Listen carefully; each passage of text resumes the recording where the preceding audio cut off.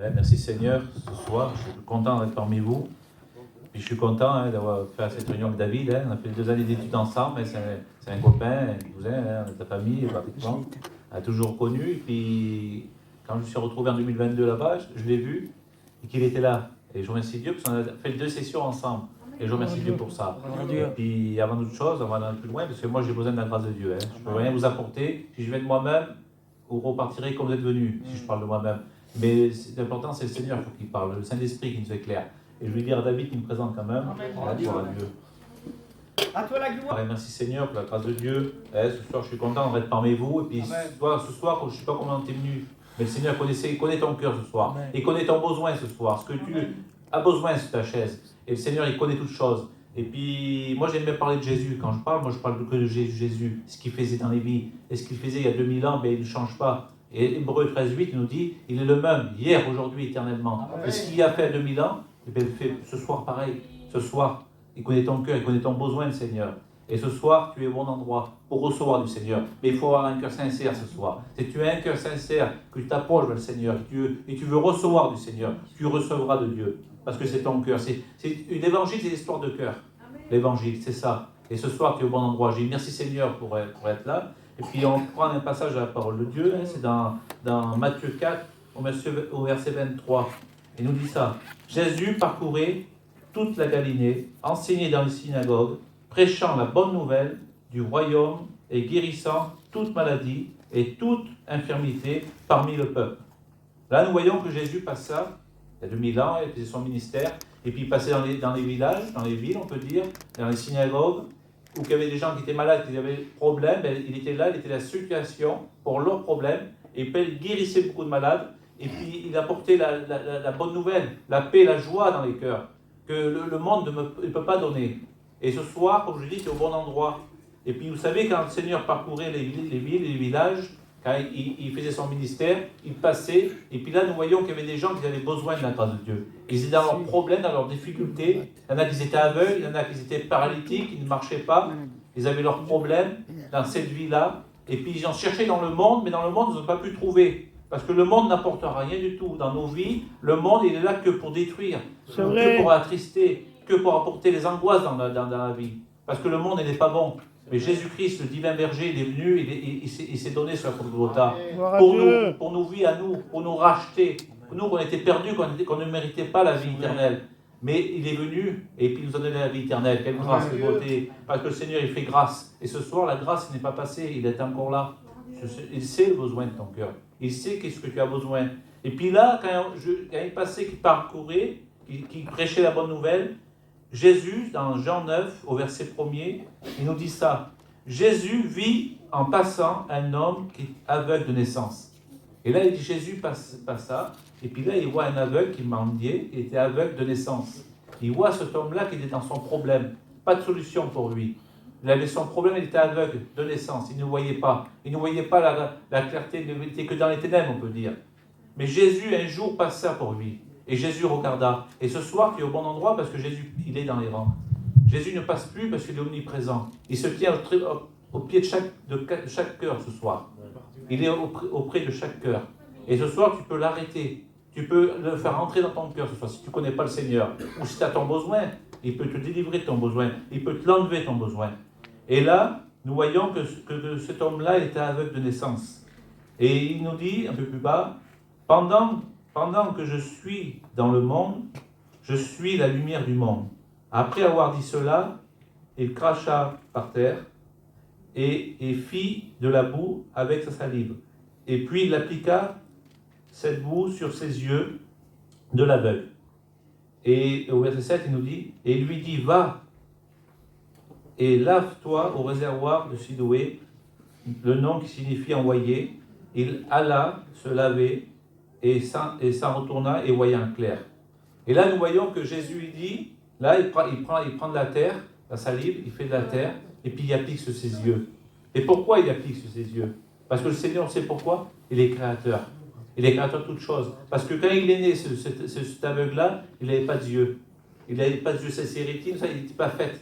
Et comme le Seigneur, il est réparateur, eh bien, il a tout pouvoir. Et ce soir, dans ta vie, il peut réparer le problème que tu as. il peut enlever ton problème. Si tu veux recevoir du Seigneur, ben, il peut te donner ce soir. Il sait comme tu es venu. Et cet homme-là, ben, il a ta part à toi. Parce qu'il y a eu la part de l'aveugle. Il a dit, il a appliqué, mais il dit, va au réservoir si doué. Et des fois, il y a notre part à nous. Si on veut recevoir, il y a notre part à nous. Et dès l'instant qu'on fait cette part, dès l'instant qu'on s'applique, et puis qu'on veut chercher, qu'on veut recevoir, eh ben on est béni. Et là, ce qu'il a fait, il a été au réservoir. Et puis là, il a vu tout clair, la parole nous dit.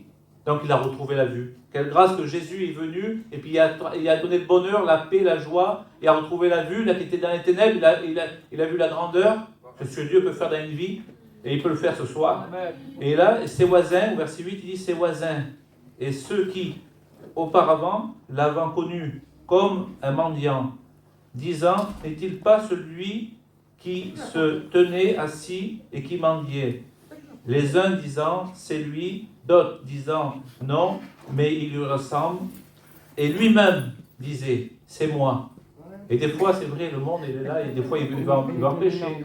Mais lui-même, il disait, c'est moi, c'est Jésus qui m'a guéri, c'est Jésus qui m'a redonné la vue. Et là, il dit, lui, au verset 11, il répondit, l'homme qu'on appelle Jésus a fait de la boue et a loin mes yeux. Et il m'a dit, va au réservoir de Siloé et lave-toi. Et je suis allé, et je suis lavé, et j'ai retrouvé la vue. Et là, il a fait comme Jésus lui a dit. Il a été au réservoir de Siloé. Donc il a été, il a appliqué, il a mis son cœur, et puis il avait son besoin. Et il a retrouvé la vue. Parce que pourquoi ? Il a fait confiance au Seigneur. Parce que sa solution, c'était Seigneur, le monde ne peut rien apporter. Il pouvait pas, le monde ne peut rien apporter. Et puis, vous savez, quand le Seigneur dit, venez à moi, vous tous qui êtes fatigués, chargés, dans Matthieu 11, 28, il nous dit, venez à moi, vous tous qui êtes fatigués, je vous donnerai du repos. Amen, Et le monde, il porte que quoi ? Eh bien, il veut fatiguer. Il est là pour empêcher que tu avances avec le Seigneur. Il est là pour empêcher que tu vois la grandeur de Dieu. Des fois, tu n'es pas aveugle, toi, ce soir. Mais spirituellement, tu es aveugle, tu ne vois pas la grandeur de Dieu. Et puis, il t'empêche d'aller voir plus loin. Vous savez, moi, comme mon frère a témoigné, mon cousin a témoigné, tout ça, moi, c'était pareil. Moi, vous savez, j'étais un garçon qui était bien. Je connaissais les choses de Dieu. Moi, à 10 ans, 10-12 ans, je savais que c'était la vérité. Je savais que c'était la vérité. Mais voilà, je dis plus tard, quand je me marierai, ben, je verrai. Mais vous savez, il ne faut pas attendre plus tard. Il ne faut pas plus tard à demain ce que tu peux faire. Et donc, à 12 ans, je savais ça. Et puis, à 15 ans, on a envoyé la mission. J'ai ma mère qui s'est convertie. Et puis là, on a resté quelques années. Un an ou deux, on était en mission. Et je savais que c'était la vérité. Et j'ai dit, Seigneur, quand je me marierai, je voudrais être chrétien plus tard. Mais voilà, on repoussait toujours. Et puis, je me suis marié. Moi aussi, je me suis marié. Je me suis marié jeune. J'avais 17 ans quand je me suis marié. Et puis, moi, à 17 ans, j'avais tout ce que je voulais.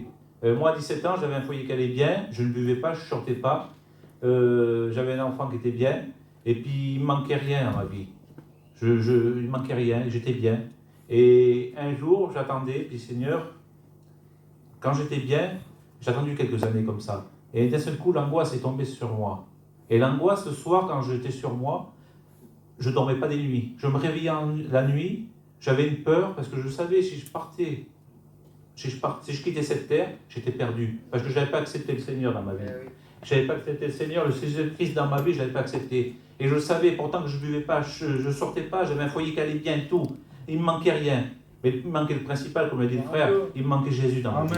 Et un jour, j'étais là, j'ai attendu 4-5 ans comme ça. J'étais dans mon problème. C'est ça que le monde donne. Le monde, il est là pour donner des problèmes.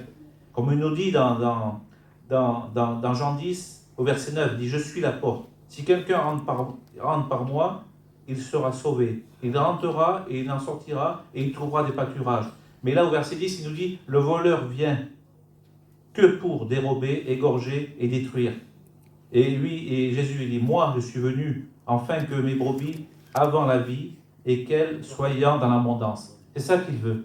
C'est ça qu'il veut. Et moi, j'ai attendu de 17 ans, j'ai attendu, et à 24 ans. Et à 24 ans, j'étais à Montpellier, ici, là. Et on était avec les campings, avec mon père, mon beau-père, tout ça. Et d'un seul coup, j'avais changé de camping, je changeais de ma camping à Bordeaux. Donc j'étais ici, je pars et je m'en vais à Bordeaux. Et à l'époque, je vais dans le terrain de mon père, j'étais là. Et puis d'un seul coup, moi, où reste mon père, ça reste à Périgueux, et puis c'est dans une ville, et bien un parc d'exposition plus haut, à 1 km à peu près. Et sur le parc d'exposition qui était là, j'étais tout seul dans le terrain, c'était le soir. Il y avait une mission qui était au parc d'exposition. Et la mission, le jour, il faisait une réunion, et moi j'étais dans le terrain, il faisait chaud, c'était l'été, et d'un seul coup, la réunion commence. Et là, il y avait des cantiques, des témoignages, il y avait la prédication. Mais moi, j'étais à 1 kilomètre. Mais la réunion, c'est comme si j'étais là, comme si j'étais assis dans les rangs. J'écoutais la réunion comme si j'étais là. Et j'écoutais les cantiques, j'écoutais la prédication. Et là, j'étais dans moi-même, je dis Seigneur, c'est pas possible. Il y a les réunions, et moi je suis là, je suis dans mon problème, dans ma difficulté. Mais Seigneur, il ne faut pas que je fasse comme ça, il faut que je m'en sorte. Et je savais qu'il y avait la mission qui était sur Poitiers, et mes parents ils étaient là, tout le monde était là. Et je dis Seigneur, je vais m'accompagner, je dis je peux rester comme ça, on va en mission. Je m'en vais à Poitiers. Et bien, bien sûr, on est à Poitiers. Et ça fait que j'étais en mission. Et j'ai fait une expérience avec le Seigneur, j'ai donné mon cœur à Dieu. Le Seigneur m'a béni. Et quelques jours après, j'ai passé par les eaux du baptême. C'était en 2008. Et comment le Seigneur a béni? Le jour où je me suis donné au Seigneur, mes angoisses que j'avais, eh bien, ils sont partis. Ils sont partis. Et ce soir, ben, ton problème, si tu viens à Dieu, tu t'approches du Seigneur, tu fais une expérience avec le Seigneur, eh bien, il peut te donner le Seigneur. Il peut t'enlever ton problème. Des fois, tu ne dors pas la nuit. Des fois, tu as besoin du Seigneur. Et tu sais que tu as besoin du Seigneur. Mais tu as juste à faire une expérience comme cet homme avait fait là. Il dit approche-toi, va au réservoir là-bas. Tu as ta part à toi ce soir. Tu as la part de toi. C'est ton cœur, c'est une histoire de cœur, comme je disais tout à l'heure. Et là, il a béni ma vie. Ma compagne n'était pas chrétienne. Foyer qui était dur, une famille qui était très dure par la parole de Dieu. Et là, elle n'était pas chrétienne. Et moi, je me suis converti premier. Je n'ai pas ordonné ma femme, je n'ai pas ordonné mon père. Mon père n'était pas chrétien, c'est l'époque. Et donc, j'ai prié le Seigneur. En 2008, et après, on est arrivé en 2009. Et là, 1er janvier 2009, j'ai prié, Seigneur, je suis chrétien, et je voudrais que mon foyer soit qui te serve, qu'on est ensemble chrétiens. Si Seigneur revient, qu'on parte ensemble, tout ça. Et là, j'ai prié, j'ai dit, Seigneur, touche ton cœur. Et puis, le premier réunion qu'il y a eu de l'année, je l'ai emmené à donner son cœur à Dieu. En 2009, après, il était en mission assez converti. Après, il m'a appelé à son service. Et je remercie Dieu pour ça. Ce que Dieu peut faire dans les vies. Il peut changer les circonstances des vies. Il peut te donner la paix, la joie, la grâce. Tu peux travailler pour lui, pour le Seigneur. La paix qu'il peut te donner. Pas comme le monde donne, mais comme lui donne. Parce que la paix du monde, elle est passagère. Elle est là pour un temps, pour un moment, mais après elle disparaît. Mais c'est toujours à recommencer. Mais la paix de Jésus qui donne, c'est différent. Parce que lui, c'est tout le temps qu'on l'a. Dans les problèmes, difficultés, on a ce rocher qu'on peut s'appuyer. Et ce soir, tu es au bon endroit. Je remercie le Seigneur parce que le Seigneur est vivant ce soir. Ce soir, comme l'a fait cet homme-là, il nous dit ça, il a reçu la bénédiction. Il a reçu la vue, il a retrouvé la vue. Lui qui était dans les ténèbres, lui qui ne voyait pas la grandeur, il a vu la grandeur de Dieu. Et puis il nous dit un peu plus loin, gloire à Dieu, en quelque sorte, il dit, c'est Jésus qui l'a sorti, c'est lui, Jésus l'a sorti de son problème. Et ce soir, il n'y a que Jésus qui peut te sortir de ton problème. C'est Jésus qui peut te bénir. C'est pas un homme ne peut rien t'apporter. Moi, je ne peux rien t'apporter ce soir. Mais je t'apporte la solution à travers la parole de Dieu qui est la vérité. Ce soir, la parole nous montre ce qu'il faut faire. Alors, gloire à Dieu, merci Seigneur et gloire à Dieu. Ce n'est pas la force de parole, je n'ai pas l'habitude de prêcher longtemps. Mais l'important, vous avez compris la parole ce soir. Si tu as besoin du Seigneur, si tu as des angoisses, des problèmes, des difficultés dans ta vie, sache que Jésus, tu peux venir au pied de la croix. Et Jésus te sauvera, Jésus te donnera la paix, la joie, la grâce que le monde ne donnera pas. Merci Seigneur, je ne vais pas aller plus loin, on va prier le Seigneur, baisser les fronts et puis rechercher la présence de Dieu.